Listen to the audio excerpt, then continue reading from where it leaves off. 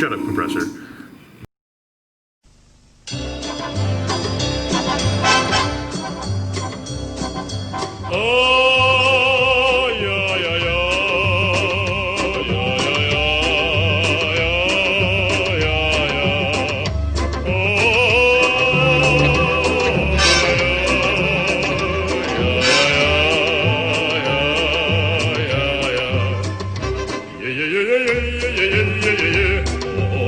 Alright, everybody's favorite subject. What is Tamiya's next 1/32nd scale kit? A couple years ago, I could have told you with some pretty reasonable confidence it was either going to be a P47 or an ME262. And I had like a whole series of blog posts that came out every time that Tamiya released a new 1/32nd kit, kind of assessing what it was, assessing where it came relative to Tamiya's 1/48th releases, what might be successful in the market, that sort of a thing. And if you looked from like the Zero to the Spitfire to the Mustang to the Corsair to the Mosquito, they were basically following the release order of 1/48 scale kits. And the ones that came after the Mosquito were the Swordfish, which I don't see them doing, and then literally the same year they did an ME262 and a P47. And I think both of those are still legitimate options for them to turn into kits. I personally think the P47 is maybe the more desirable because I feel like I see more of those built. I feel like there are more marking options, but they don't have a 1/32nd scale German aircraft either, so who knows? Some dark horses in there that they could also do with a gigantic caveat I'll get to in a minute. I could also see them putting together, now that they've just done a whole 1/48th run of kits, I could see them doing a new 1/32nd scale Tomcat. I could see them doing a new 1/32nd scale KI-61 and a BF-109 G6. I could see them doing a 1/32nd scale Lightning even. Do I think any of those are likely though? Not really, because it really feels like since the Mosquito came out, to me it's just dropped off the radar in terms of 1/32nd. Like, they released the 1D Corsair afterwards, and they just recently dropped the F51D Mustang. But those are variants of kits they've already done. Very light variants with like one new sprue. So those things are basically pure profit for them, I have to assume. So it's kind of a no-brainer. Like, why wouldn't you make an F51? Because it just requires new prop blades and rockets. That's literally all you got to put into it. But anyway,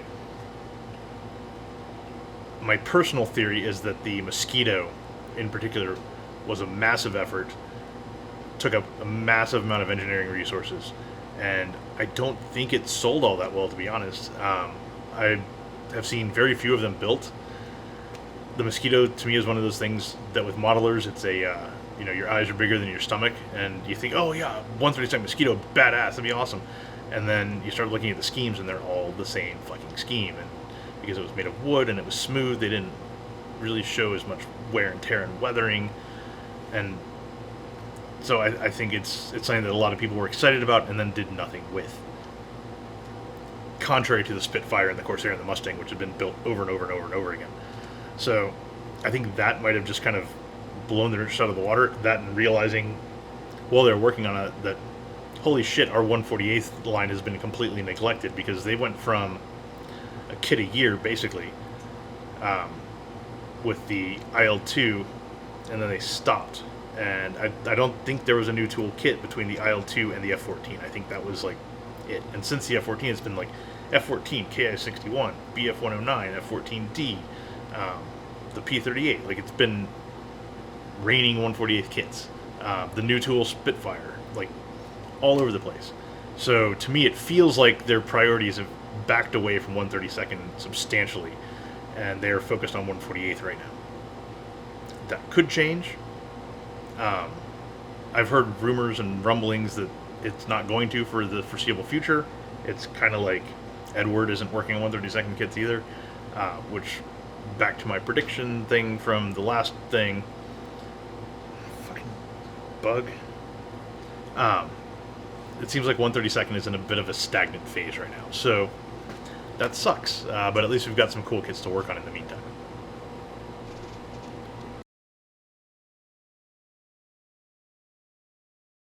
Okay, so how do I define a well-engineered kit? Well, this is actually pretty apropos because I know I talk about engineering a lot, but I don't always go into details of what that really means. So, to me, a well-engineered kit is one that basically arranges the parts and the build sequence in a way that has some forethought and that respects that people have two hands, not four. Um, it could be things like, I'm going to pull out a couple of examples here. So the cockpit of Tamiya's P-47s have little tabs that are basically almost like T-shaped, and when you put the sides with the floor and the rear bulkhead and the front bulkhead, everything fits. It just fits. It's a nice positive location hold, and you don't have to worry about like holding them and getting the angles right and having it tilt as you glue it or having stuff like slide in weird ways. It fits. It locks in place, and you can confidently just put some tape on the corners and test fit and make sure everything works. That is good engineering. I'm actually going to give some props to, believe it or not, Kitty Hawk of all companies. On their Su-17s, they've got a lot of problems. However, the fit of the wings into the fuselage is just a sublime act of engineering wonder. They basically put recessed spaces in the shape of the wings, sort of in the side of the fuselage, right? And then the wings just fit into that. There's no tabs, there's no weird alignment. It's basically a nice sort of socket joint. And because they did that, and because they managed to mold it precisely and all that, the fit of those is excellent. It actually, honestly, really makes the rest of the kit very frustrating because those are so good. Another one I would say would be the Tamiya Corsair and the way that the wings fit to the fuselage, where they have these like little spike-like fang things sticking down. And you put the wing in the back of, if this is the fuselage, you put the wing in like this, and then you kind of slam it in, and those fangs go right in the mounting holes, and everything fits perfectly. Let's see, what other ones can I go to here? Let's slide over to armor. So, various armor kits have, well, most tanks and shit have road wheels and stuff like that, right? Road wheels with axles sufficiently deep to mount them and test fit them and take them off and put them back on again. Huge. I've built a couple kits over the past couple years, or I've at least started them, where there is no good positive location mounting designed into the wheels unless you just straight up commit to glue. And so it's very hard to test fit and make sure that you've got alignment right, and even just kind of like take work in progress pictures, because you can't actually mount the wheels until you're ready to mount the wheels. And that's a huge pain in the ass. So that's the kind of thing, especially with a tank, if you're trying to, say, do the Indy Link tracks or Lincoln Link or things like that, it really helps to have the wheels in place so you can wrap them around. And something like Tacome's Type 69-2, the axle mounts are little tiny nubbins. That's it. So you put the wheels on there and they won't stay unless you fucking glue them. Compare that to, say, Trumpeter's T80, where it's nice and beefy and you can slide it on and off all day. That kind of stuff. Another one would be Tamiya's Easy 8 Sherman. So most Shermans, and I've built a lot of Shermans this year, I've at least gotten them through the construction phase. And most of them, when you put the hole, the upper hole and the lower hole, right there on the forward plate, they have to match angles and everything like that. And on a lot of them, it's a little bit dodgy, and you've got to kind of work at it. The Tamiya kit puts a little plastic piece on the inside of the upper hole that's like almost like a little tongue that just kind of grabs and pushes and makes sure that the two plates align perfectly. Simple, stupid ass thing, but oh my god, it's amazing. So to me, it's things like that exemplify a well-engineered kit. Now, engineering doesn't always translate into fit. Sometimes it's one of those things where the engineering is writing checks that the molding can't cash. However, it's those little touches, those little ways of thinking about how is this going to go together, how is this going to make this a more convenient job for the builder. To me, that is a mark of good engineering. And something like the Edward P51, for example, the gear bays, I know have given multiple people problems. And I think, honestly, that's one of those things where the engineering overall is pretty solid. Like, let me pull it apart here real fast. Okay, so the way that this is designed is it's basically four pieces, four main parts. So you've got the gear bay roof, right? You've got the rear bulkhead, the main spar. You've got the forward bulkhead right here, and then you've got the center spar kind of holding things together. So the way it's engineered, as you can see if you look at the top here, the roof and the spar and the forward bulkhead all have basically these like nice little tongue and groove mounts. Great idea, fantastic idea. Make sure that you can, make sure everything is perfectly aligned the way it needs to be. Blah blah blah. The ends have little bits that poke in. They don't really have a good positive hold, which is frustrating, but they do glue up nicely. So you start with this, you get this piece right, and then look at the lower wing. It's got a nice trench cut out there, or raised area basically, so you really can't fuck up where you put it. Now the one problem is on the instructions, they have you like glue it in a weird order that fucks everything up, or could fuck everything up. But what I did is I put it on those little lower wing mounts and used that as sort of a guide to hold shit together while I glued it, and everything came out great. And then in the upper wings, there's a similar sort of cutout there where the gear bay fits. And so, watch, I'm gonna fuck it all up now. And so when you mount it up, and I realized, I'm finger sandwiching shit, but when you mount it up, basically everything comes together. You get this nice, it's helps when I tape it all and all that shit. But basically everything fits pretty well. There might need to be a little bit of cleanup where maybe I missed some mold seams and stuff on the bottom of some of these. Like there's some crud on the lower forward bulkhead here. But this engineering is designed to get you to a pretty good wing fit, except I think there's maybe some sort of slight tolerance issue going on or something like that with these, where people are assembling them in a way that's just a little bit off. And when it's a little bit off, the tolerances and the fit spin out of control. So I don't think that's so much an engineering issue as it is matching engineering to fit. But I've got to give them props for this. This is, pretty well thought out. I've built stuff from I think the Academy F4 is a great example where you have to assemble the gear bay and the gear struts and mount them before you close the wings, and they're kind of just like bleh.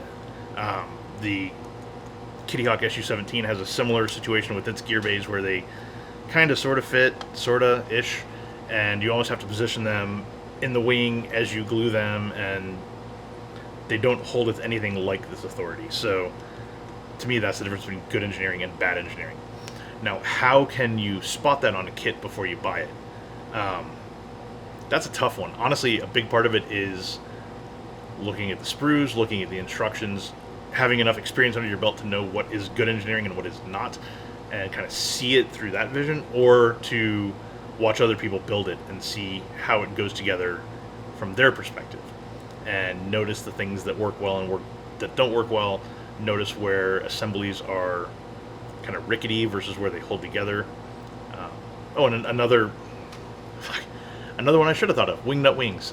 Even though they are departed, their engineering was phenomenal, and they had a lot of the same stuff that Tamiya does, where it's like you can basically just press fit the cockpit together and have it hold. So then you can test fit like 4 or 5 steps ahead as you're still working on detailing. Or you can actually seat the the struts between the wings on the biplanes. You can seat them very positively. They're designed to plug right in and not really move all that much. So it's really hard to screw up something like alignment on the wings. Whereas I know that on older kits like the old Hobbycraft, old Hobbycraft Spod and Camel and things like that are a bit of a mess in that regard, and the struts are a bit floppier and whatnot. So yeah, that's basically good engineering, and spotting it, yeah, it's basically developing the eye for it, but also watching and seeing how things build and paying attention.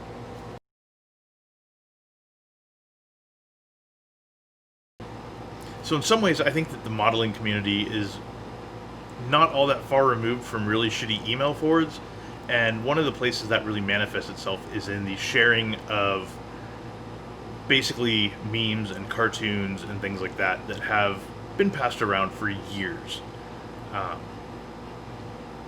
a great example is the picture of a P-47 flying next to a P-38. And then it says, very, very frightening on the bottom, because Thunderbolt, light... I think in the past decade, I have seen that probably 2,000 times.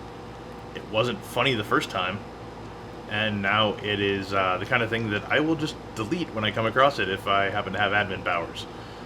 So that I think it's like a Farside or a Farside knockoff of the guy working at the airplane factory, and it's just a big model. Ooh, funny, ha! Or the plane made out of manila folders, or pretty much, you know, any other thing like that that's just been passed around and around and around and around and around. Maybe instead try being original. Try making your own meme. Try repurposing some of the popular memes of today, or hell, of the last 5 years. That would be interesting. One of the mottos we have over in SMCG is, you know, basically be informative, be original, or be funny. Yes, do that. Do that wherever you are, because nobody wants to see that fucking P-47 and P-38 picture again. They don't.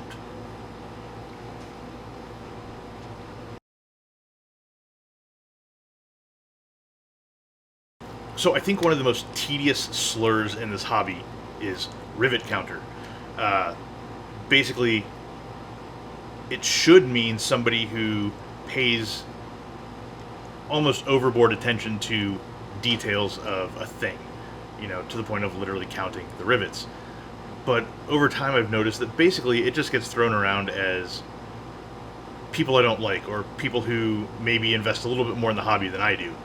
And come on, just fucking come on. Everybody enjoys the hobby in different ways, and some people really enjoy paying attention to the details of different subjects. I would honestly go out on a limb and say, for most people, their rivet counterness probably varies on subject by subject basis. So for example, I know P-47s pretty well.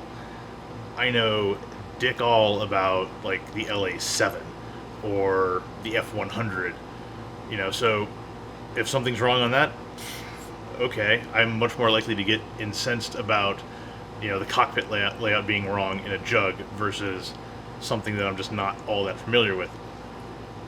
It's probably the same for most people. Now, I think where rivet counting can become burdensome and can become tiresome is when it comes around with the expectation of, you know, Trumpeter got this wrong, this kit is unbuildable, or Trumpeter got this wrong, it is on you to fix it. No, it's not. It's really not. The beauty of modeling, and honestly the beauty of being a rivet counter, is, okay, you can be aware of an inaccuracy or a missing detail or an incorrect detail, but it's completely up to you whether or not you do a damn thing about it. And I would be willing to bet that for 99.9% of modelers out there, 99.9% of accuracy problems would be completely missed if it wasn't for people pointing them out on the internet and other people reading about them. You know, how much of the stuff that goes around is basically just because somebody said something and then it got picked up. You know, like the hips on the Zukimura F4 Phantoms being slightly out of shape. I know Phantoms decently well. I've seen them before and have a general sense of the different variants. And if that hadn't been pointed out on the internet, I never would have noticed it. You know, things like that, or like, you know, the wing dihedral being 2 degrees off. Like, I think most people probably wouldn't notice most accuracy issues if they weren't pointed out.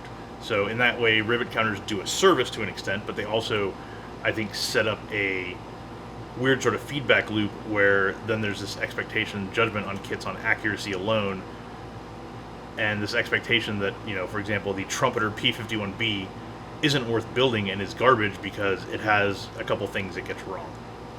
And I don't think that's the case. And so in my time, I've seen, God, I'm trying to remember what the fuck that guy's name was on the forums, who would like literally get out shots of actual like reference photos and like draw arrows on them and lines and show like, the shape of the trumpeter or the Tamiya P47 is all wrong compared to this because of this. And it's like, yeah, but that's the kit we've got. That's what we're working with. And I'm not going to scratch build a fucking P47. So, yeah, it's that sort of aggressive. If you don't sort of cave to the accuracy mafia, you are a bad person.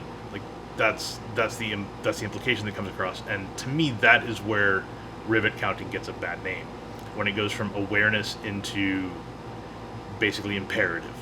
And so, if you are of a rivet counter bent, like I am for some things, keep in mind to use that power more to inform and to help than to demand. That's pretty much it. And if you're the kind that basically decries all rivet counting, understand that some people maybe just like paying attention to details a bit more, and that's fine. And if they are just trying to help out and just trying to inform, more power to them. But if they are trying to push you around and, oh, you have to correct the wheel bay because this rib doesn't go here, like, you can totally tell them to fuck off. That's the way it is.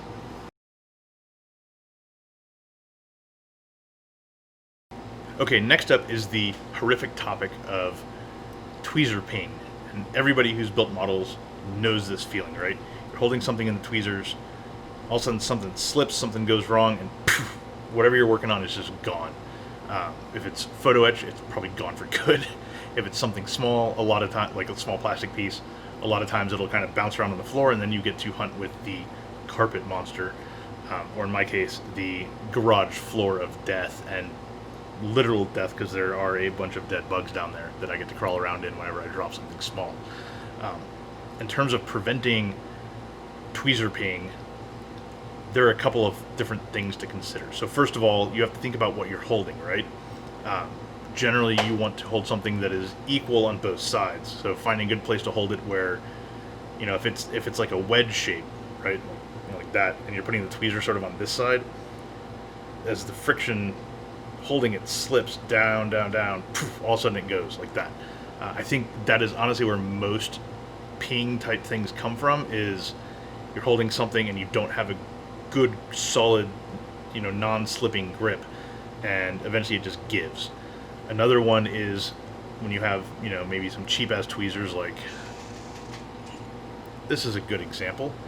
These guys that I got on Amazon, and they're part of like a set of supposedly non-magnetic, but they hold magnets really well, tweezers. So you can see that, they're blurry, but if you move them the wrong way, they can slide sideways. If you squeeze them too hard, look at that. They'll do that. So that is another thing that will cause them to, stuff to fly off, is tweezers that just aren't that great. So my recommendation is find better tweezers, first of all. I actually went and spent some money on a couple pairs of nice tweezers a few months ago. This pair is a... what the fuck are they?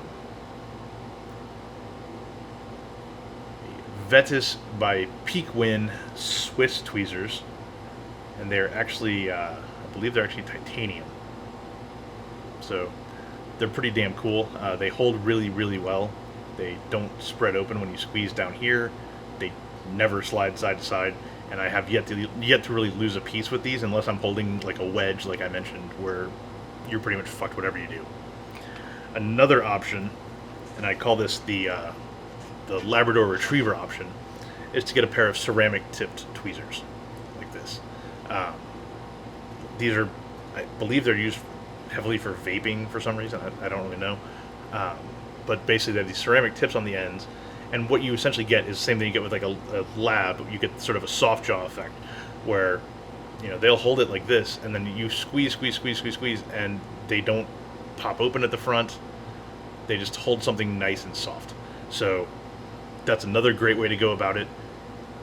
Another thing to consider is get some Tamiya tape and wrap it around the different blades of the tweezer, and that'll give you, again, sort of that soft jaw effect. So chances are things won't go flying on you.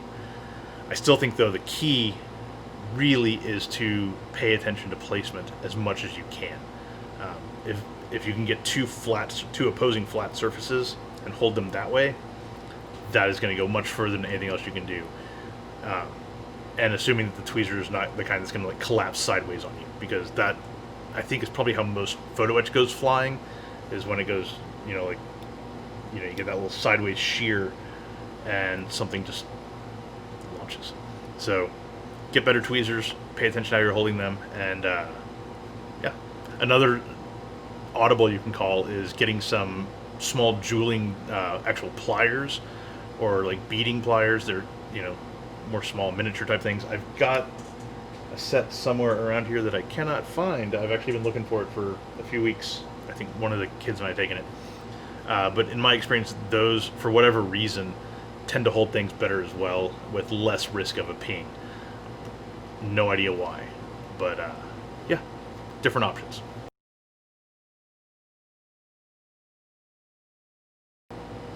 So earlier this year, the modeling world was rocked by the demise of Wingnut wings.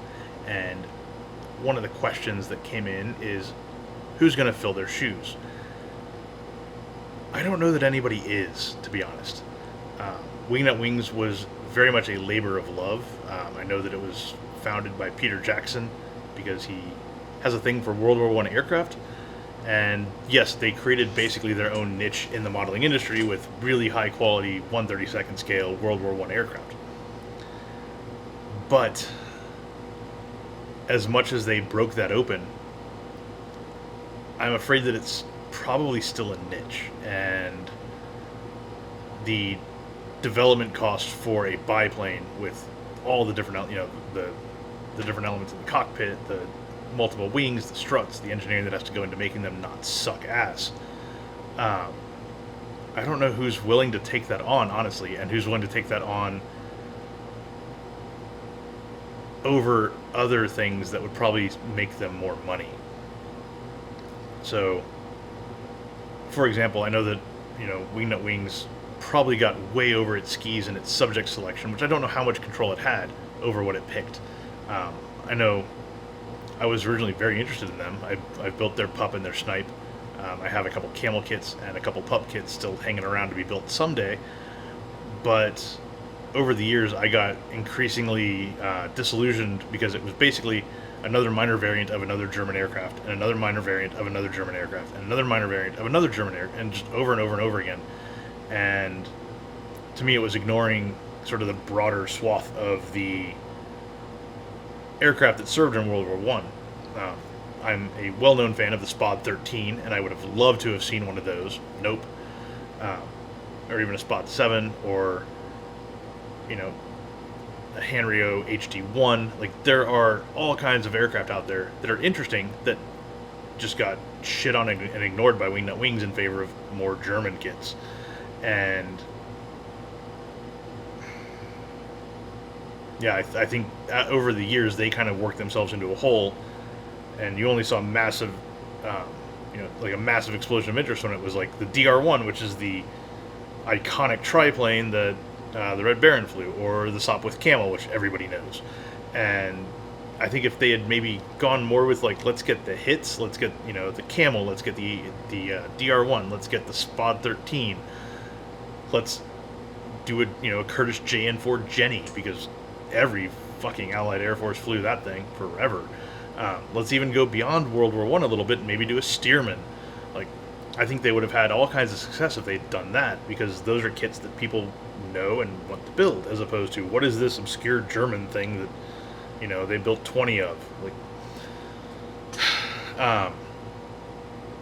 but anyway, the real question is, who's going to fill those shoes? I mean, right now Meng has kind of with the DR1, but that is straight up Wingnut Wing sprues in a Meng box. Will we see more? I don't know. Will we see the other things they had in development kind of carried through to fruition, like the Lancaster? Maybe, maybe not. Will we see another company rise up and do, take over the mantle of World War I kits?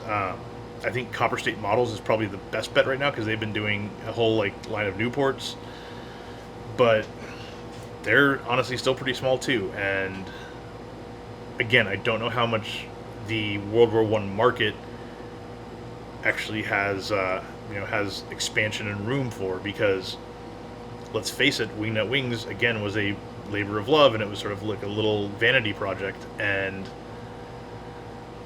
the vanity project distorts the market. So it's hard to tell how much of a market there really is for high quality 1/32 scale biplanes compared to other subjects that somebody like Tamiya or Trumpeter or Meng or Great Wall Hobby or Zvezda or Italeri or Academy, whoever might tackle. Do you think Tamiya, for example, would go in on a Spot 13, or would they rather put those resources towards something like a 1/32 scale Lightning, or hell, a new tool 148th F35, because those are starting to pop up all over the world, and there's burgeoning interest in them, and so far the kits out there all kind of fall short in various ways. I mean, the main kit is pretty good, but they've all got the pronounced RAM detail and things like that. So yeah, I don't know. I have a feeling that honestly nobody will take up the mantle, and we will probably see Copper State going along, releasing a couple kits, as they do. We might see a couple of manufacturers do a couple of, national favorites in 1/32.